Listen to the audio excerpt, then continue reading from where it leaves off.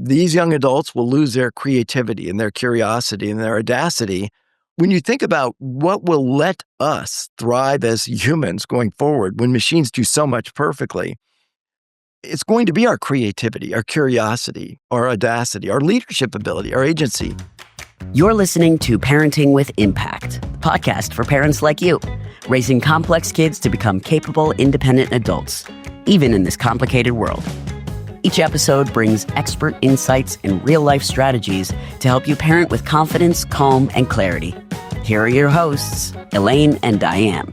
Welcome back, everybody, to another conversation in the Parenting with Impact podcast. I am excited to be here today and have a conversation with a new friend and colleague, Ted Dintersmith. Welcome, Ted. It's great to have you here. Yeah, great to be here. So we're going to get to talk about how school could be different. One of my favorite topics. How long do we have? So why don't we start by you introduce yourself through the lens of sort of how did you get to be doing the work in the world that you're doing that lands you on our podcast? Yeah. Well, career-wise, I spent way too long in school. I then entered the technology business area. So I worked 7 years with a chip startup and then 25 years in venture capital, backing tech entrepreneurs. Very early stage, 1 or 2 people. Had kids relatively later in my life. So I was in my mid-40s when we had first a son and a daughter. And I really didn't think I'd ever spend any time on education-related issues. 0 time. I just assumed it worked pretty well when I went to school. It probably had gotten a lot better. And as my kids went through school, I think around middle school, when we get serious about learning, I said, wait a minute. I mean, everything they're being pushed to do is actually, I think, damaging. And the things they want to do, they're being discouraged from doing.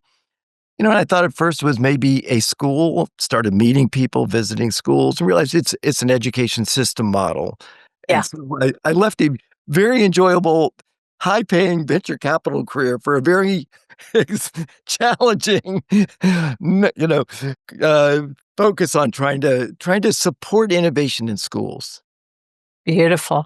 It's music to my ears, and I get there's so many ways in which it must feel like hitting your head against a brick wall. Yeah, I think it like a lot of things, if you knew at the outset how hard it would be, you might not have done it. So, because I thought, back then, I started on this maybe 13, 14 years ago, so let's say 13 years ago. And I thought it's pretty evident, right? As technology gets better and better at certain things, it changes the skills young adults need for career citizenship and a happy life. Right. Need to adapt. I didn't see that happening. So let's make the case. Schools will pay attention. Parents will pay attention. Educators, because it's obvious. Yeah, it just seems patently obvious. And I would give myself a bit of credit because, back then, I started to say if school priorities don't change urgently and profoundly, I'm not convinced civil society will hold together. And I can tell you in 2011, 12, in 2011 and 12, I think people thought I was nuts. Like I'm like that guy on the street corner with end of day sign.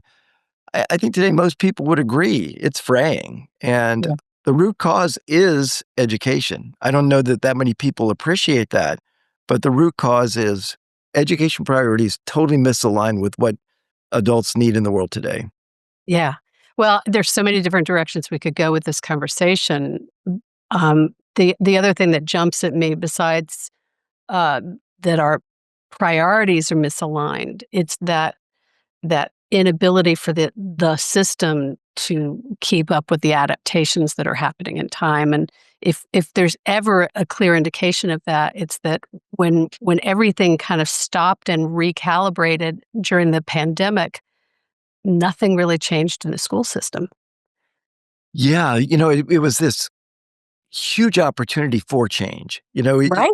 People have said forever, schools can't change. And then in March of 2020, everything changed in a matter of days. Parents saw how hard it was to keep kids on task with material they found immensely boring. And when you watch what was happening, you kind of scratch your head and say, why are they using that? Or why are they studying that? Because they're never going to use it. I think it sort of got co-opted in one direction. So instead of coming out of COVID, people saying, let's really rethink deeply what we should do in schools. And I point some of the responsibility onto the shoulders of the National Center for Education Statistics, because they delayed the nation's report card scores for a year because they couldn't give them in spring of 2021 because most schools were shut down. They did do that a year later, spring of 2022, release the scores in the fall. And Miguel Cardona released those scores and said that they were appalling and unacceptable. And every journalist, story after story after story, we were barraged with catastrophic, disastrous, colossal losses of learning, on and on and on. And I think people panicked. Yeah. And I've got a book coming out, and I go right at that because the people who created those numbers, the people who designed those tests, the journalists who write about those numbers aren't math literate. And, if you actually look at the declines, right, that the biggest decline on the National Center for Education Statistics 0 to 500 cardinal point scale was 8th grade math, which dropped 1.6%. On math, most adults never use. On tests given after 2 years of disruption, kids in and out of school, many traumatized. On one more random test, the kids have no stake in. It's like, really? 1.6% seems like a fairly modest shift on scores, by the way, that have been flat for years. They bounce around in these tiny bands. But basically, I think to me, it underscored, first, the math illiteracy of the people writing and talking and administering these exams, but also the fact that we've thrown everything overboard in schools chasing higher scores and gotten nowhere. It's like we've made no progress on the wrong goals. And So say that again. yeah, right? So we've made no progress on the wrong goal. I'd ask your listeners, the next 10 stories they read about education will immediately use math and reading scores as a proxy for quality of education. This state is better because the scores are higher. This school is worse because the scores aren't as high. On and on and on. It's just a convenient go-to proxy for how we measure and evaluate the quality of education for a student, for a school, for a district, for a state. Here's the issue, right? These tests are administered in bulk, millions. Our K through 12 kids take over 100 of these tests during their K through 12 years. Right. They're administered at such scale, they have to be designed to be scored by a computer.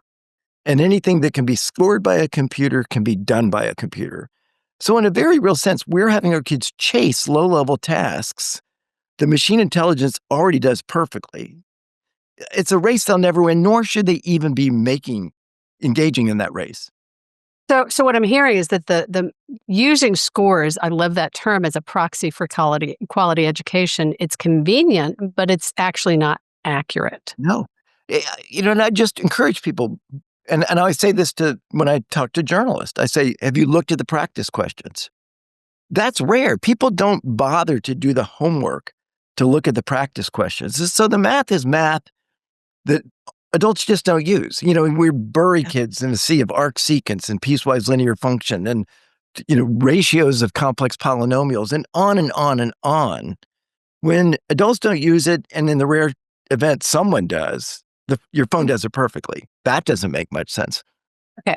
So let's pull back, right? Yeah. The context here is that what the school system is doing to prepare our kids for adulthood and for the future and for the workforce of the future is not, to your lens, is not meeting the needs of what we need these kids to be learning. Is that a fair assessment, or rephrase it? I'd say a fair assessment. I go one step further. I think it's impairing their prospects. Okay. And that's what I saw with my own kids. I just said, wait, if we buckle down and do what the demands of school say we should do, I think, and the more I talk to people, the more this was borne out, these young adults will lose their creativity and their curiosity and their audacity while they grind away to get good at what the phone in their pocket does perfectly.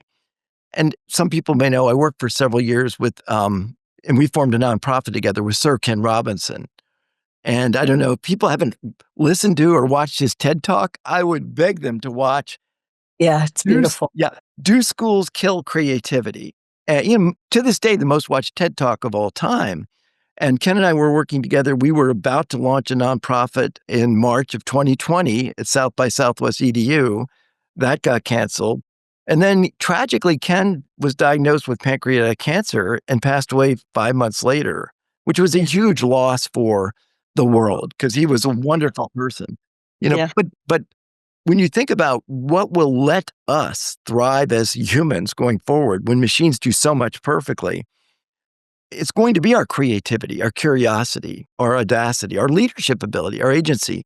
Our ability to think critically on multiple levels. And if that's bulldozed away as we chase higher scores on low-level things that machines do perfectly, it's not just not preparing them. I think it's jeopardizing their prospects. And I think we've seen that play out.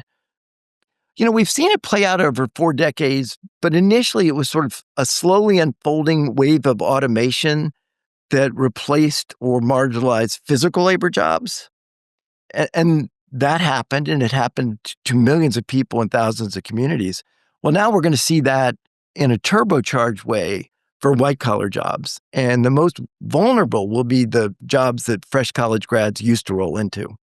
Yeah, I'm experiencing that personally. With a young adult, my youngest kid who just got out of college about a couple of years ago, and watching his friends trying to find employment has been scary, really, and challenging. Let's take a quick break and then we'll be right back. Do you recognize current ADHD interventions fall short? At DIG Coaching, we have developed a new field of engineering and a new ADHD intervention called cognitive ergonomics from the inside out. To learn more, go to digcoaching.com/impact. Welcome back, everybody. My guest is Ted Dintersmith, and we are talking about preparing kids for a future we can't predict through the lens of education. And so I'm curious, one of my favorite lines that I share with parents all the time is to make sure you don't let school get in the way of your kids' education. So I'm curious where you feel like, with our audience listening to this, or parents and professionals supporting complex kids, where do you want to go in the second half of this conversation? I'm going to give you a bully pulpit and say, what do you want to talk about here? Yeah. Well, let's talk briefly about AI. I think that's on everybody's mind. And my advice to people is either get really good at using it or get out of its way, or both. And we have a film coming out called Multiple Choice that shows a school district taking that on as its mission. And I think the thing I'd say to parents is, and you talk to tons of parents, and I give talks and deal with a lot of parents, is, it's interesting. Over and over again, parents will tell me, all I really want is for my child to be happy. But then you observe what they're doing, and it's completely counter to that, right? And so I think parents need to step back and say, do I want to push my kid to have a slightly better college application? Or do I want my kid to have agency and purpose, to be a happy kid going deep and far in what they're interested in, and guide them along the way to develop one or more hireable skills to go with that? Because I think the reality is already today, so this isn't a prediction, this is a reality today, that employers would rather hire someone who knows how to use AI than someone who's a magna cum laude graduate of an Ivy League school. Yep. You can put your kid through torture to take a very random shot at getting into an exclusive college, or you could say, hey, let's back off from that and let kids use AI to create and invent, because it's powerful for that. So I think I understand the concept of using AI to create and invent, right? And it's, in fact, again, I'll go back to my experience, because I have a 24-year-old young adult who in college began to figure out how to use AI to help him study, not to change what he was delivering, but to actually study a huge amount of material. And then he went to his professor and told the professor what he was doing. So he wasn't trying to cheat. He wasn't trying to pass somebody else's work. He was actually using it to help him learn. And I believe that's an example of what you mean by using AI to help create an event. Is that fair? Yeah. I think first, it's the ultimate curiosity machine. I've got a very dear friend who was one of the first patent holders on the electronic shopping cart. So a pretty digitally proficient person. And he had a long drive. He called me, the next day. He said, I had a 7-hour drive, and it was a 7-hour uninterrupted conversation with ChatGPT. Because if you're good at asking questions and pushing and going further, it's an incredible thought partner for that. And so that's not cheating. That's just having somebody who doesn't get bored or tired or charge you to answer. People will say, I think this is always so curious. They say, well, it makes mistakes, like as though humans don't. If I get something from one AI engine that I care a lot about, I will cut and paste it and put it in a second AI engine and say, find the holes in this. Where is it wrong? Where has it made assertions that can't be supported with credible sources? And what sources should I be looking at that would present a counterpoint of view? Then I take that one and put it back in the first. And, if you do that a couple of times, you are really quite capable of fact-checking anything. Yeah. If you put the effort in. If you put the effort in. So I think I understand the value of getting good at it. Say a little bit more about what you mean by get out of its way. Well, the film we have coming out, or that will be out by the time your listeners hear this, is called Multiple Choice. And I just was mesmerized. I did a film, 10 or 11 years ago called Most Likely to Succeed, which, thanks to the director, not me, was fantastic. Premiered at Sundance, 25 major film festivals. I turned down Netflix, and we've done with that film over 10,000 community screenings. And my goal with the film was to use powerful, well-done film, documentary, to bring communities together in thoughtful discussion.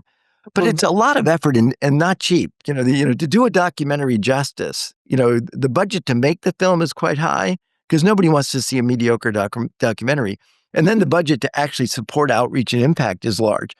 So I was like, one's enough. One is enough.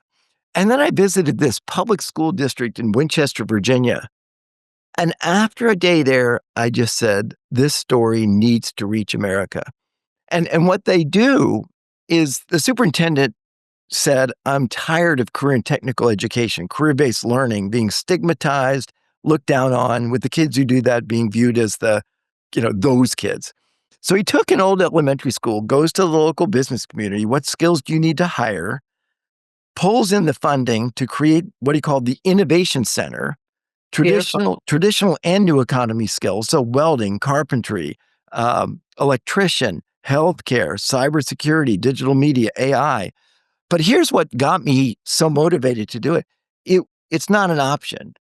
That's the norm. And kids during those 4 high school years will spend a third of their time in the Innovation Center, of exploring one career, then exploring a second career, finding the lane that works for them, working with other kids whose strengths and talents aren't the same, right? You might have a kid who devours AP courses and he's now next to a kid who's unbelievable at woodworking. And they realize, hey, you're good at one thing and I'm good at a different thing. That's a very healthy dynamic. And these kids can't wait to be in school. Graduation rates are sky high. The kids who don't want to go to college enter career with a running start and are getting great jobs. The kids that want to go to college, and this is the key thing, the kids that are applying to college, because it's required and not optional, they don't get dinged by admissions officers. The way it works, and I hate to say this, is if you were a kid who wanted to go to a selective college and chose to take welding instead of AP chemistry, most admissions officers will say, well, they didn't challenge themselves academically, which is a crock, but that's the way it works. Here, it's like, well, they had to. And then they write these unbelievable essays about what they learned. But they also, when they go to college, they have a more informed perspective on what they want to major in. They get more out of it. They have lucrative summer jobs.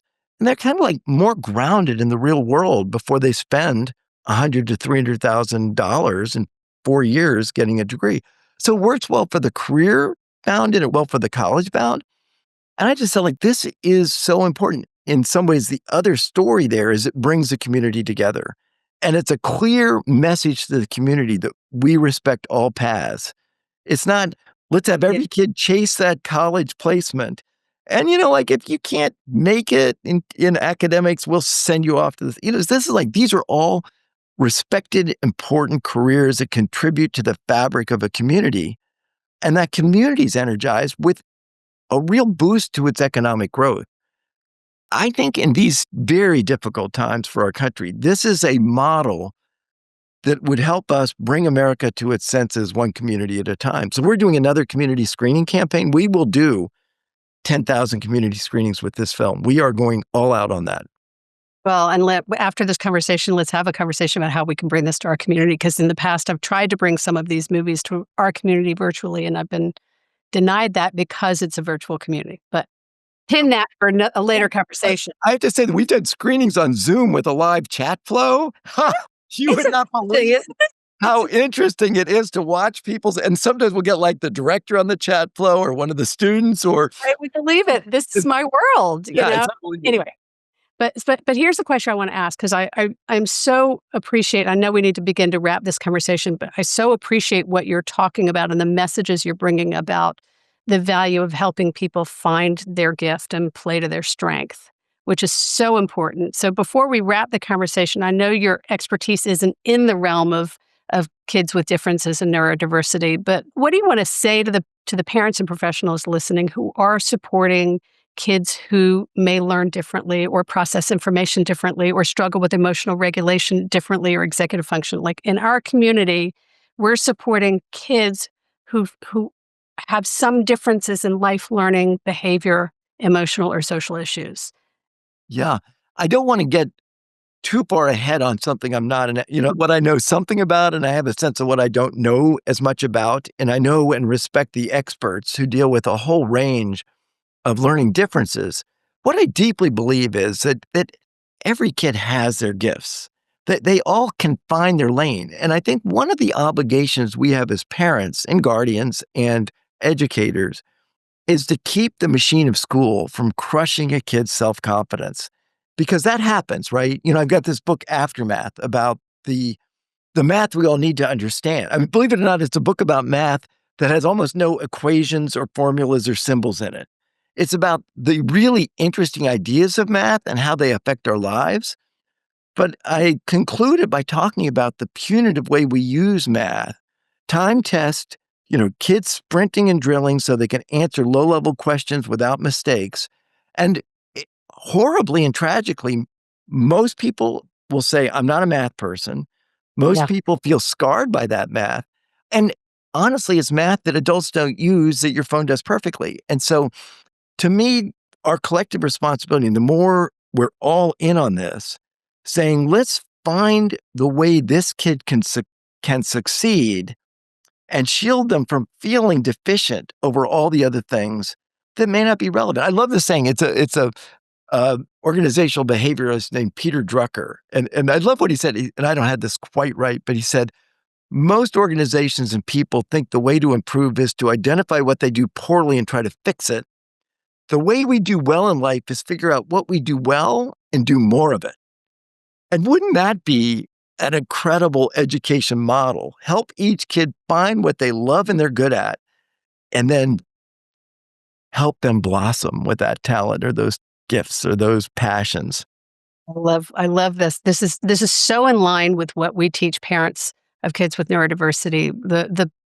The language we use to describe what you just described is the performance paradigm. We're looking for kids to perform, and if we find an area of deficit, well, let's just hammer them on that deficit to get it up to average, instead of what you're speaking to is let's identify what their gifts are and really elevate their gifts and let them compensate for the areas that may not be as strong in other ways, because when you play to their gifts, you create a sense of curiosity and creativity and innovation and confidence. Yeah. In the world of AI, where humans stand out, it's if they're great at one thing, ideally more than one thing, but if you're great at something, AI can help you with the other things around that. Right. And I think understanding how to leverage that so that your strength or strengths carry you through, that's quite powerful. And I wish I could say that's the mode of operation in schools, but it isn't. It's not. And as the people who are listening to this podcast are the people who are advocating for their kids differently, who are paying attention to what is it my kids need? What is it that these kids need? And so I really appreciate your message, because I think you're speaking to a population who will get it quickly and begin to think differently and use it differently. So thank you for that. Excellent. Yeah, no, I love it, what everybody's doing. The passion and commitment, right? I mean, we owe so much to our kids. And Yeah. it's incumbent upon us to think hard about how we can help them best move forward in life, because it's not easy being a kid these days. No, no. Mm. So before we wrap up the conversation, I want to let people know how they can find out more about you. Everybody, you can go to teddintersmith.com. It's going to be in the show notes, but that's dintersmith.com, Ted Dintersmith. The film that's going to be available is called Aftermath. It's No, the new the film is multiple choice, and multiple choice. And I'd then love people to bring it to their community and screen it, because that's the way we want people to use it. And then the book is Aftermath. And I promised, since so many people will think they hate math, they can't imagine liking a book about math, give it a try, because I think does for math what Freakonomics did for economics. It just is the ideas that are interesting and how they reach you in life. I can't wait to share Almost- my daughter, who is now a 28-year-old med student. When she was in second grade, her very first Gmail address was, "I really love math." So I can't wait to share it with her. Excellent. So everybody, you can also find him at whatschoolcouldbe.org. And that's where you can find all the information about his past books and films. So teddintersmith.com and whatschoolscouldbe.org are your best resources to access more. And it's all going to be in the show notes for you. I'm easy to find. Before we wrap the conversation, is there something else you want to share, either that you haven't mentioned or that you have mentioned that you want to highlight to kind of close your end of the conversation today with our audience? Well, the reason I'm so passionate about this is I think if we make good choices, civil society will hold together. And if we make bad choices, bad things follow. But I have a favorite quote. It's a John Dewey quote, but I'll read it to you. Democracy has to be born anew every generation, and education is its midwife. And so I think these days, I don't know about other people, but I find it to be a very troubling time. And I think the root cause is generations of adults who've been put through a meat grinder of school that didn't prepare them for the world as it is today. Yeah. I think our obligation, but our opportunity is to rethink things and to help this next generation have the skills and mindsets so that they can soar, so they can get us back off our feet, off the floor or wherever the heck we are. Maybe we're 10 stories down in the sub basement. But I think that's exciting, right? I think it certainly keeps me motivated to know that we're fighting, your community, we're all fighting for better futures for kids. They're counting on us, and I think we need to come through. Yeah. And it's not too late. I think that's the other thing I want to add is that distressing as so many of us are dealing with issues related to our kids these days. And, I'm talking to parents every week. As distressing as it can be, change always happens in these small, little nuanced ways. And there is so much that we can do to empower our kids and enliven our kids and enroll them in the future. We are not raising them in the world we were raised in. And what I hear you inviting parents to, and the professionals supporting us as well, is to really begin to be conscious of the world we're raising them in and to do that thoughtfully and intentionally using the resources available to us. Absolutely. Beautiful.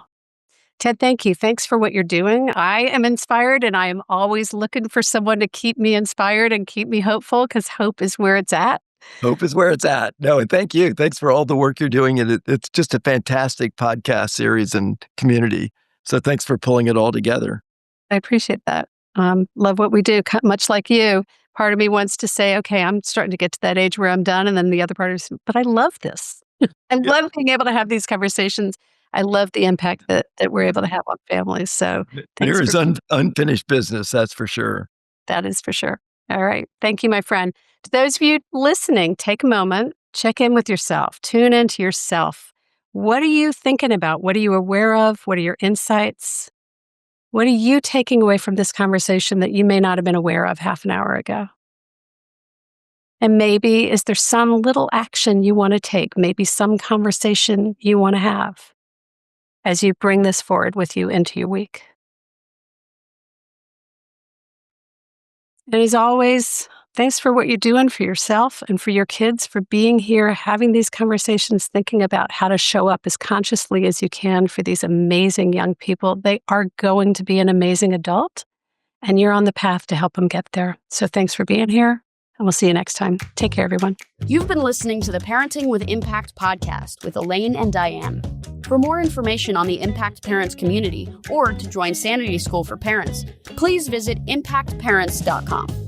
If you like what you've heard, please share this podcast with friends who need similar guidance and subscribe wherever you listen to podcasts.